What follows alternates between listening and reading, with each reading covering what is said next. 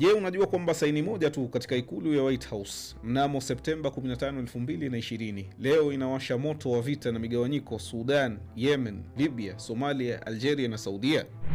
Septemba 15 mwaka wa 2020 katika ikulu ya White House, wawakilishi wa UAE, Israel na Bahrain wanatia saini mkataba ambao matokeo yake hii leo ni vita Mashariki ya Kati na Afrika.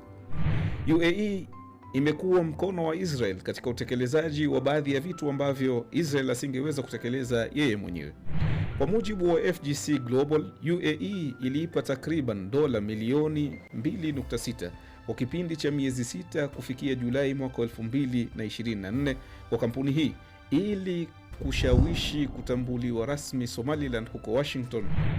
Uchunguzi uliofanywa na kuchapishwa na Amnesty International Mei 8, 2025 umeonyesha usafirishaji wa silaha nzito kutoka UAE kwenda Sudan. Ukifikiria wanaipa serikali silaha, umekosea. Silaha hizi zinakwenda kwa kundi au waasi wa RSF. RSF inasimamia migodi ya dhahabu huko Darfur inayokadiriwa kuwa 90% ya dhahabu ya Sudan, huku sehemu kubwa ikiingia UAE ili kutoa mapato muhimu kwa kundi hili la RSF. Kulingana na The Dark Room, Algeria pia imekusudia kukata uhusiano na UAE.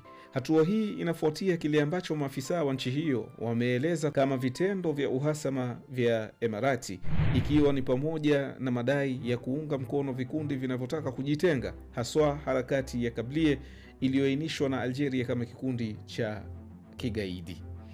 Wiki chache pia zilizopita, ndege za kivita za Saudi Arabia zilishambulia shehena za silaha nzito zilizopelekwa na UAE huko Yemen, silaha ambazo zilitakiwa kuwafikia wapiganaji wa Baraza la Mpito la Kusini waliotangaza kuigawa Yemen.